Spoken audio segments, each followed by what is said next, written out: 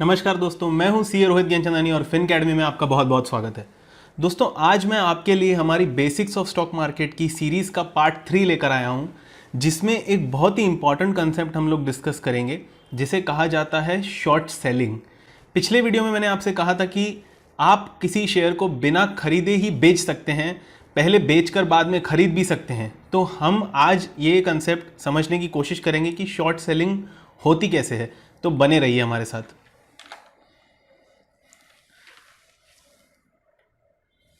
देखिए दोस्तों, short selling ऐसा एक कॉन्सेप्ट है जहां पर आप एक शेयर को पहले बेच सकते हैं उसे बिना खरीदे।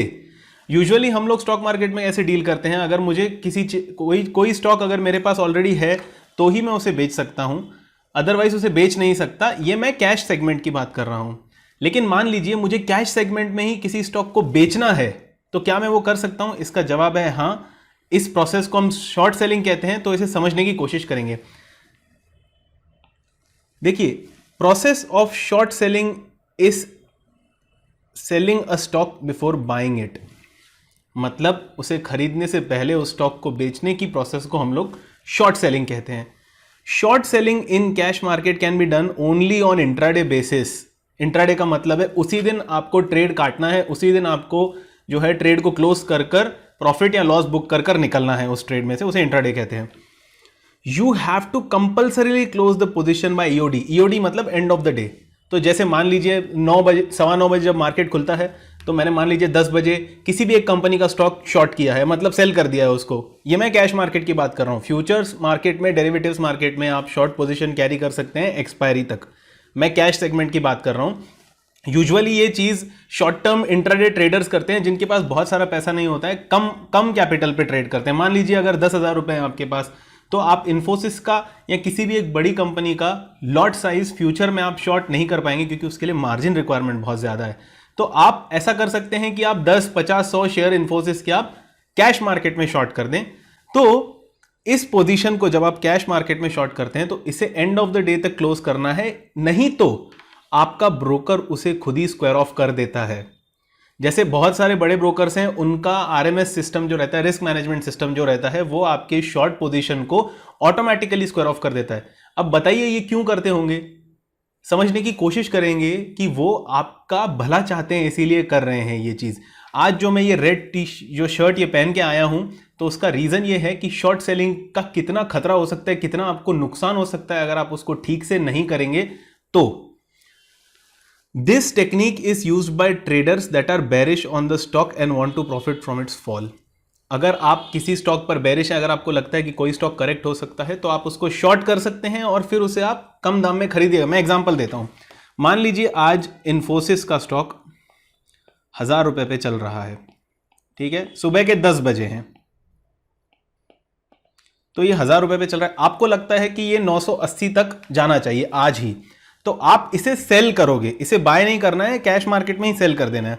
तो आप इसको जब सेल करोगे, मान लीजिए ये 11 बजे तक ये 990 रुपए पे ट्रेड कर रहा है, यानी आपको 10 रुपए का प्रॉफिट दिखाई दे रहा है स्क्रीन पर। मान लीजिए 1 बजे ये स्टॉक 980 पे आ गया। अब अगर आप इस पोजीशन को काट लेते हैं, तो आपको 20 रुपीज का प्रॉफिट हो जाएगा, बराबर है। लेकिन आप ये पोजीशन नहीं काटते हैं, तो 3:15 से लेकर 3:20 के बीच में आपका ब्रोकर इस पोजीशन को काट लेगा। He will square it of, उसको स्क्वायर ऑफ कर देगा, और जो भी प्रॉफिट लॉस होगा वो आपको मिल जाएगा। मान लीजिए अगर ये पोजीशन स्क्वायर ऑफ नहीं होती है, आपका ब्रोकर है जो ऑटोमेटिक स्क्वायर ऑफ का फैसिलिटी नहीं देता है, यहां आप भूल गए इसको स्क्वायर ऑफ करना, ठीक है, तो उस केस में क्या होता है? अब ध्यान दीजिए, यहां से इंपॉर्टेंट पार्ट शुरू होता है। अब एक एग्जाम्पल के थ्रू समझने की कोशिश करते हैं कि ऑक्शन क्या होता है। समझ लीजिए आपने एक स्टॉक को बेचा है इंट्राडे बेसिस पर, और वो पोजीशन को ब्रोकर काटना भूल गया। He forgot to reverse your position और to square off your position, और आप भी वो भूल गए, ठीक है, और गलती से इस स्टॉक को अपर सर्किट लग जाता है। दो चीजें हैं, समझने की कोशिश करेंगे आराम से।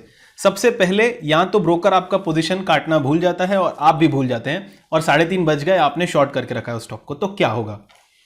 अब आपको ये स्टॉक डिलीवर करना है, मान लीजिए आपने मंडे को, इंडियन डिलीवरी सिस्टम कैसा वर्क करता है, जिस दिन आप उसमें ट्रेड करोगे उसके 2 दिन में आपको वो डिलीवर करना है अपने डीमैट अकाउंट से। पिछले वीडियो में हमने ये डिस्कस किया है ट्रेडिंग अकाउंट और डीमैट अकाउंट में क्या डिफरेंस है, वो पुराना वीडियो आप देख लीजिए, उसका लिंक मैं डिस्क्रिप्शन में दे दूंगा। पार्ट 2 में जो मैंने पार्ट 1 में मैंने सिखाया है कि ट्रेडिंग और डीमैट में डिफरेंस क्या है। तो होता क्या है ना, जब आप शेयर को ट्रेड करते हो तो वो ट्रेडिंग अकाउंट से करते हो, जब वो शेयर खरीद कर स्टोर करना होता है तो वो डीमैट में स्टोर होता है। अब डीमैट को T+2 डे पे, क्योंकि आपने वो शेयर बेच रखा है, यू हैव सोल्ड इट, तो T+2 डे पे ब्रोकर आपके डीमैट में से उसे निकालकर जिसने बाय किया है उसको दे देगा, मगर आपके डीमैट में तो शेयर है ही नहीं, आपने तो शॉर्ट सेल कर रखा है। तो क्या होगा, but you do not have stock to deliver, this will result in short delivery of shares. आपके पास शेयर है ही नहीं तो आप डिलीवर क्या करोगे, तो डिलीवरी नहीं होगी। अब क्या होगा, what will happen now, your broker will have to buy these shares from auction market and settle the trade for you. ये एक दूसरा मार्केट होता है, इस चीज के ऊपर भी डिस्कशन करेंगे हम लोग, ऑक्शन मार्केट क्या होता है।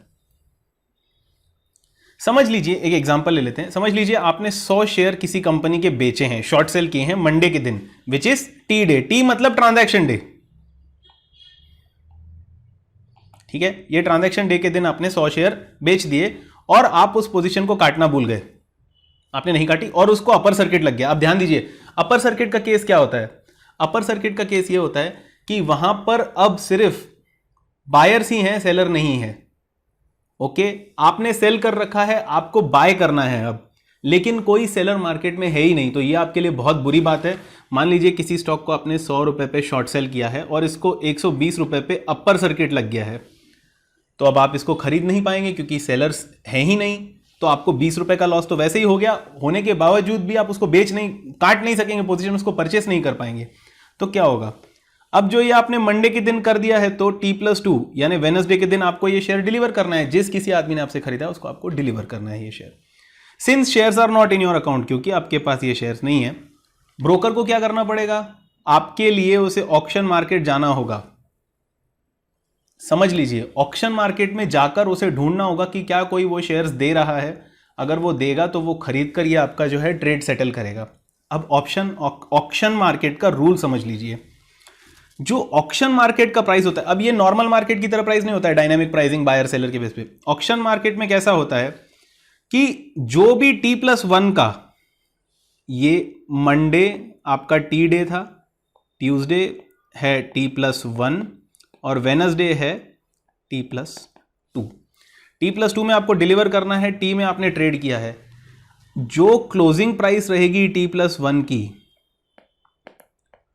उस प्राइस के 20% अप या डाउन के बैंड में आपको ये शेयर खरीदना पड़ेगा, उस रेट पर ये मिल सकता है ऑक्शन मार्केट में। एग्जाम्पल देखेंगे, ये रहा, आपने 100 शेयर इन्फोसिस TCS के मंडे के दिन आपने शॉर्ट सेल किया है 2900 पे और आप ये पोजीशन काटना भूल गए, तो अभी आप शॉर्ट हो। TCS का क्लोजिंग प्राइस ट्यूसडे को 3000 है, इसके ऊपर बाद में आएंगे। अब वेडनेसडे के दिन, जिस दिन आपको डिलीवरी देनी है, उस दिन ऑक्शन प्राइस का जो रेंज रहेगा वो ये रहेगा। ये कैलकुलेट कैसे किया है, ये जो है T+1 डे का 3000 माइनस 20% जो है वो आपको 2400 देगा और प्लस 20% जो है वो आपको 3600 देगा।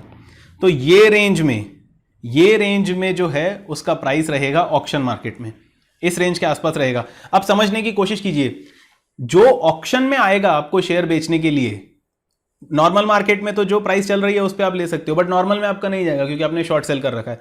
ऑक्शन मार्केट में आएगा वो तो कॉलर टाइट करके आएगा, और वो कॉलर टाइट करके आएगा तो वो ज्यादा ही दाम मांगेगा।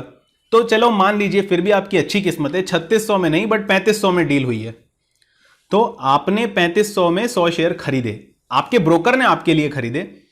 जैसे ही उसने ये शेयर खरीदा आपको 60,000 का नुकसान हो गया। कैसे हुआ 60,000 का नुकसान, 2900 पे आपने शॉर्ट कर रखा था इस स्टॉक को और ऑक्शन मार्केट से 3500 में आपको बाय करना पड़ा। 3500 माइनस 2900 इज इक्वल टू 600 और आपके पास 100 शेयर्स थे जिसकी वैल्यू होती है 60,000 रुपीज। इतना आपको नुकसान हो जाएगा। और क्योंकि आपकी गलती है, आपने ट्रेड क्लोज नहीं किया था, आपको ऑक्शन के चार्जेस पे करने पड़ेंगे जो अलग से होते हैं, और पेनल्टी भी लगेगी। पेनल्टी इस चीज की लगती है कि आपने शेयर्स बेचे हैं बट आप उसकी डिलीवरी नहीं दे पाए, तो आपकी वजह से उस बायर को जो तकलीफ हुई है उसकी पेनल्टी है।